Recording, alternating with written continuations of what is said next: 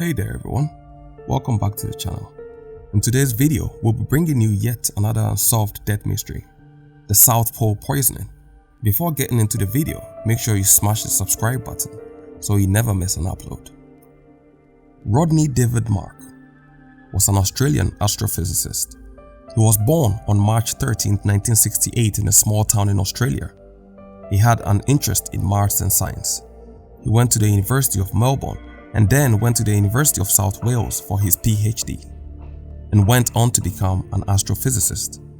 He was not a typical scientist. He had long hair, he liked to paint his nails black and colored his hair purple ones. He was described as a free spirit, and he was very kind and a positive man. From 1997 to 1998, Rodney went to Antarctica to work for the Center of Astrophysical Research in Antarctica's SouthPole infrared project.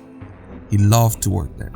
He went back to Antarctica in 2000 to work with the Smithsonian Astrophysical Observatory.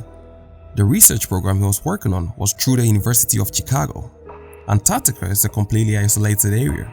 There were no stores, hospitals, or other facilities there. On May 11, 2000, Rodney was going back to base from the observatory when he felt sick. It is considered normal when you are working in a place like this, but in this case, it was not normal. He felt difficulty breathing.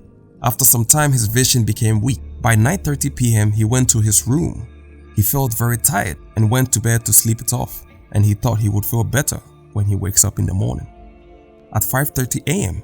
of May 12, 2000, he woke up vomiting blood.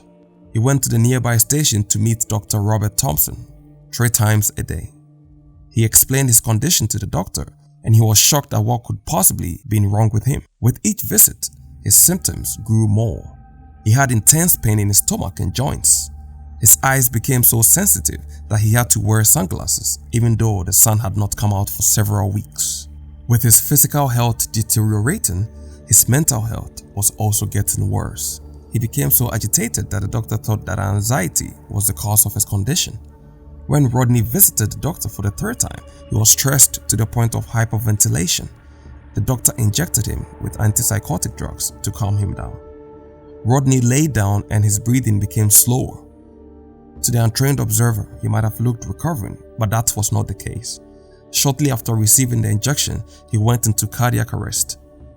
After 45 minutes of a failed resuscitation attempt, Dr. Thompson declared him dead at 6:45 p.m. At that time of the year, it was cold for the planes to land. It would be months before an aircraft came by to collect Mark's remains. They labeled his death from natural causes, such as a massive heart attack or a stroke. They had to wait for 5 months before a plane could come and get his body. They laid him down and stored his body in -85 degrees to preserve him. On the 30th of October, a plane arrived to transfer his body to New Zealand, where a forensic pathologist, Dr. Sage Martin, performed his autopsy. By mid-December, the autopsy was complete with very shocking news. Rodney was in very good health before his death. Rodney did not die of natural causes. Dr. Sage found 150 millimeters of colorless and odorless methanol in Rodney's system. He died of methanol poisoning, which he probably consumed 2 or 3 days before his death. By the time he started seeing symptoms and went to the doctor, his body had converted the methanol into formic acid, which caused metabolic acidosis, which caused all the symptoms, according to Dr. Sage. Rodney did not know he had consumed methanol, as it was tasteless. After the news, people started jumping to conclusion that he had drunk it himself to take his own life. But Rodney was a very positive man and happy with his job to take his own life. Antarctica is governed by 54 nations. New Zealand took Rodney's case. Detectives on the research considered several theories on how Rodney died. Maybe he drank the methanol by accident. Maybe he drank it purposely to take his own life. Maybe he drank it for fun. Or maybe someone slipped it into his drink. A nearby station doctor said that Dr. Robert did not do his blood test, which could have possibly showed methanol in his blood, and his life could have been saved. He was misdiagnosed. There was information that came out that was very interesting.